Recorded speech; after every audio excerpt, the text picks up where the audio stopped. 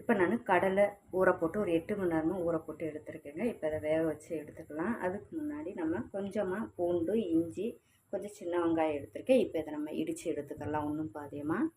இப்போ ஒரு குக்கர் எடுத்துக்கோங்க. இப்போ அதில் நம்ம கடலையை சேர்த்துக்கோங்க. சேர்த்துட்டு இப்போ கடலை கூட நம்ம இடித்த வெங்காயம், பூண்டு, இஞ்சி, 1/4 டீஸ்பூன் மஞ்சள் பொடி, 1/4 டீஸ்பூன் கம்மியாக மிளகாய் பொடி. இப்போ கடலை முங்குற அளவுக்கு தண்ணி சேர்த்துக்கோங்க.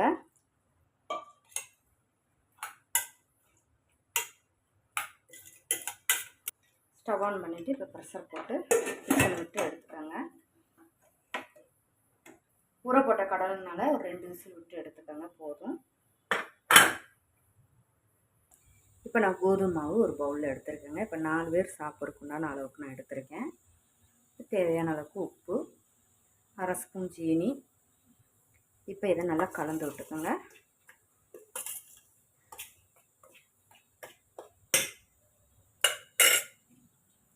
கலந்து விட்டு இப்போ நான் ஒரு முட்டை எடுத்துருக்கேன், அதையும் சேர்த்துக்கோங்க.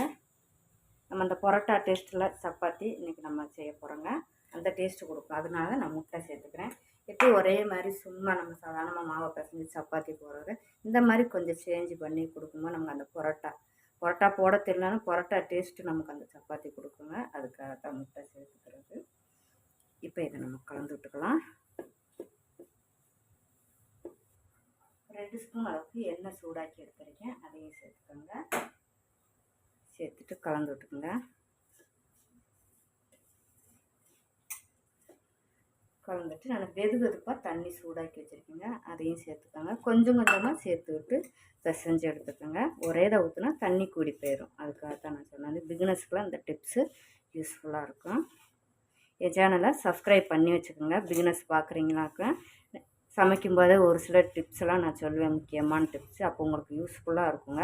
அதுக்காக சப்ஸ்கிரைப் பண்ணி வச்சுக்கோங்க. அப்போ நான் போடுற வீடியோ லிங்க் வரும், நீங்கள் பார்க்கலாம். இதை இப்போ நம்ம பிசைஞ்சு எடுத்துக்கலாம். இப்போ பிகினஸாக இருந்தால் நம்ம ஏன் எண்ணெய் சூடாக்கி ஊற்றுறோம், தண்ணி ஏன் சூடாக்கிட்டு பிணையிறோன்னா, நமக்கு நல்ல சப்பாத்தி நீங்கள் சாயந்தரம் ஆனாலும் உங்களுக்கு மெதுவாக சப்பாத்தி சாஃப்டாகவும் இருக்கும். நல்லா வயசானவங்க கூட சப்பாத்தி சாப்பிட்றதுக்கு நம்ம நல்லா சாஃப்டாக சாப்பிட்றதுக்கு நல்லாயிருக்கும், மெதுவாக இருக்கும். அதுக்காகத்தான் நம்ம எண்ணெயும் நல்லா வெதுப்பான தண்ணி சூடாக்கி பண்ணும்போது நல்லா சாஃப்டாக இருக்கும். மறுநாள் ஆனால் கூட சப்பாத்தி மெதுவாக இருக்கும், காலையில் போட்டாலும் சாயந்தரம் வரைக்கும். மாவு ஒட்டவும் செய்யாது, சப்பாத்தி போடுறதுக்கும் நல்லாயிருக்கும்.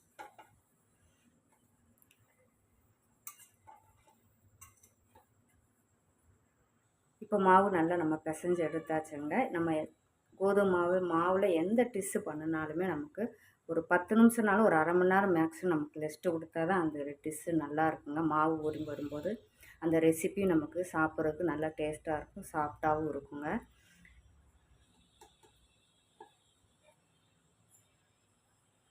இப்போ 2 கைப்பிடி அளவுக்கு நான் தேங்காய் எடுத்துருக்கேன். இப்போ ஒரு மிக்ஸி ஜாரில் சேர்த்துக்கோங்க.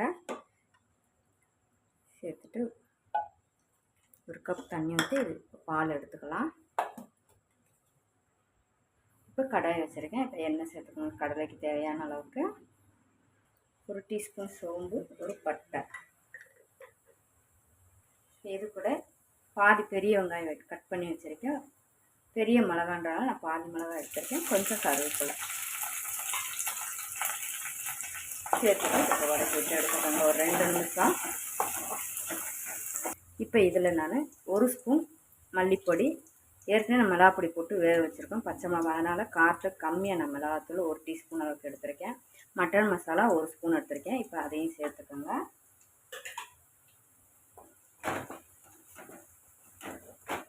சேர்த்துட்டு தீயை கம்மியாக வச்சுட்டு வதக்கி விட்டு எடுத்துக்கோங்க. இப்போ நம்ம வேக வச்ச கடலையும் இதில் சேர்த்துக்கலாம். சேர்த்துட்டு கடலைக்கு தேவையான அளவுக்கு உப்பு சேர்த்துக்கோங்க. 2 நிமிஷம் நல்லா கொதிக்க விட்டுருக்கோங்க. இப்போ நம்ம பால், தேங்காய் பால் எடுத்து பார்த்தீங்கன்னா அது நான் எடுத்தேன். கொஞ்சமாக தேங்காய் பால் சேர்த்துக்கோங்க. சேர்த்துட்டு கலந்து விட்டுக்கோங்க. தேங்காய் பால் ஊற்றிட்டு நமக்கு ரொம்ப நேரம் கொதிக்க விட வேண்டாம். ஜஸ்ட் ஒரு கொதி வந்ததும் நம்ம அடுப்பு ஆஃப் பண்ணிக்கலாம். ரொம்பவே ஒரு அருமையான டின்னருக்கு கடலை கிரேவி பார்த்துருப்பாங்க. இப்போ இதை ஒரு பாத்திரத்தில் மாற்றிக்கிறலாம். டேஸ்ட்டு அருமையாக இருக்குங்க. எப்பயும் ஒரே மாதிரி கடலை கிரேவி வைக்காமல் இந்த மாதிரி வச்சு கொடுங்க. ஒரு சப்பாத்தி எக்ஸ்ட்ரா தான் கேட்டு வாங்கி சாப்பிடுவாங்க இந்த கிரேவிக்காகவே. மல்லியில் இருந்தால் மல்லியில் தூக்கிங்க. இறக்க போகும்போது ஒரு சிட்டியை பெப்பர் பொடி இருந்தால் தூவி இறக்கிக்கோங்க. இப்போ நம்ம சப்பாத்தி நம்ம போட்டு எடுத்துக்கலாங்க. கடலை கிரேவி ரெடி ஆயிடுச்சு.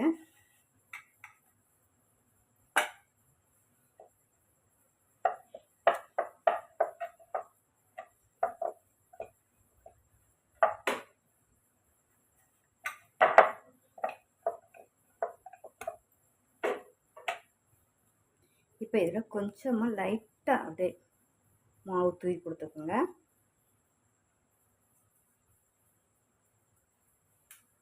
தூவி கொடுத்துட்டு லைட்டாக எண்ணெய் சேர்த்துக்கோங்க.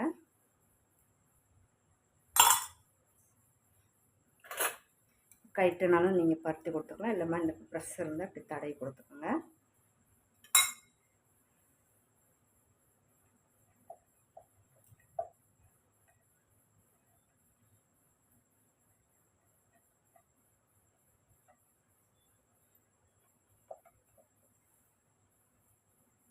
அதே போல் இந்த சைடு இது போல் மாவு தூவி கொடுத்துக்கோங்க.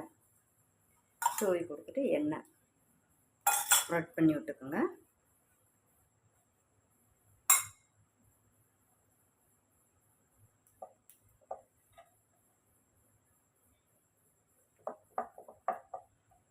இதையும் நம்ம பருத்தி எடுத்துக்கலாம்.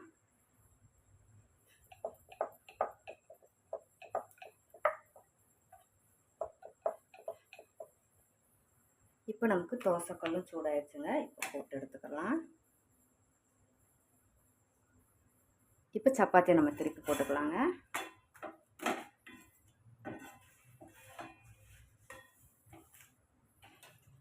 உங்களுக்கு விருப்பப்பட்ட நெய் இல்லைன்னா எண்ணெய் தடவி கொடுத்துக்கோங்க.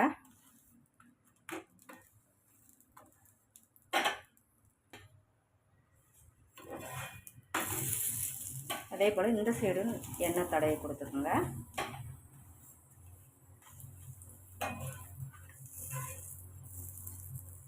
இப்போ நம்ம எடுத்துக்கலாங்க. அருமையாக நல்லா பரோட்டா டேஸ்ட்டில் இருக்குங்க. நம்ம பரோட்டா ரோல் பண்ணி போட தெரியாதுங்க, இந்த மாதிரி போட்டு சாப்பிட்டு பாருங்கள், டேஸ்ட் அருமையாக இருக்கும். அதே போல் இப்போ இருக்கிறதையும் நம்ம போட்டு எடுத்துக்கலாம். இப்போ அதே போல் இந்த பக்கம் நம்ம திருப்பி கொடுத்துக்கலாம். இப்போ நம்ம சப்பாத்தி ரெடி ஆயிடுச்சுங்க. அவ்வளோ சாஃப்டாக இருக்குங்க. லைட்டாக நீங்கள் தட்டிட்டு பரோட்டா மாதிரி நீங்கள் பார்க்கலாம். பார்த்தாலே உங்களுக்கு தெரியும், உடையுதுங்க.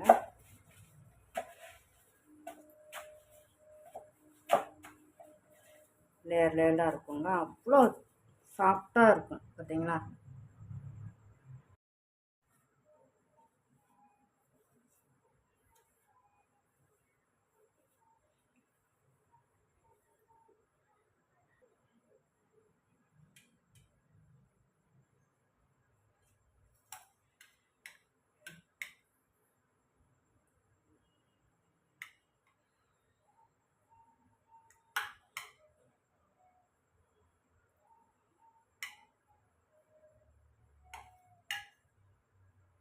இன்றைக்கி நம்ம தேவிஸ் கிச்சனில் டின்னர் ரெசிபி தாங்க பார்த்துருக்கோம். பரோட்டா டேஸ்ட்டு நம்ம சப்பாத்தி போட்டிருக்கோங்க. இது ஃபுல் வீடியோ தேவிஸ் கிச்சனில் கொடுக்குறேன், போய் பாருங்கள். வீடியோ யூஸ்ஃபுல்லாக இருந்தால் லைக் பண்ணுங்கள், கமெண்ட் பண்ணுங்கள். தேவிஸ் கிச்சனை சப்ஸ்கிரைப் பண்ணுங்கள். தேங்க்யூ.